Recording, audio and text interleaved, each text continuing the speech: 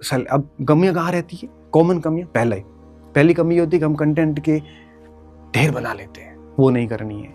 अब कई बच्चों ने ये किया होगा। मैं कहता हूं कि हर पार्ट की एक एक किताब ले लीजिए, आप कोई भी लीजिए, कोई फर्क नहीं पड़ता।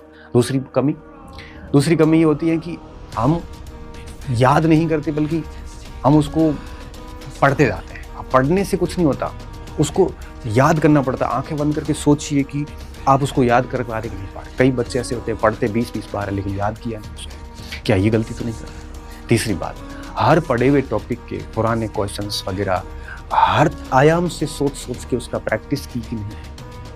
अगर नहीं करी तो परीक्षा हॉल में गलती होगी। फिर बार बार उसका रिवीजन किया कि नहीं किया। पढ़ते वक्त दिमाग में एज्यूम किया था कि नहीं कर रहे थे कि इसका कैसे क्वेश्चन बन सकता है। क्या आप एक ही परीक्षा को लेके बढ़िया तरीके से तैयारी कर रहे हैं या आप डाइवर्ट हो रहे हैं बार बार? तो आप सभी चीजों पे मंथन कीजिए, गलती कहाँ रह रही है। और मैं विश्वास के साथ कह सकता हूं कि अगर आप एक आधा घंटे भर बैठ के न्यूट्रल होकर सोचोगे, खुद के प्रति ईमानदार होना बहुत जरूरी है।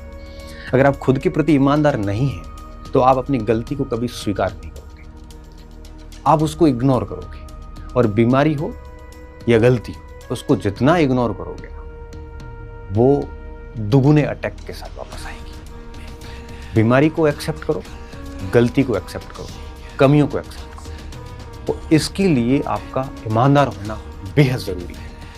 अगर आप ईमानदार नहीं होंगे तो आप गलतियों को एक्सेप्ट नहीं करोगे, बल्कि आप दोषारोपण करोगे।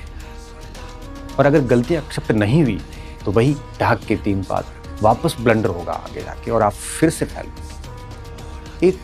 एक विद्यार्थी अगर बहुत न्यूट्रल होके सोचता है, बहुत न्यूट्रल होके, खुद के प्रति क्रूल होके, एकदम से क्रूल का मतलब निर्दयी होके एकदम कि मेरे में ये कमियां हैं, वो लिख ले 4-5 कमियां जो मैंने आपको बताई, इनमें से हर व्यक्ति एक दो तो कर रहा होता है, तो निश्चित तौर पे वो अपनी कमियां निकाल सकता है।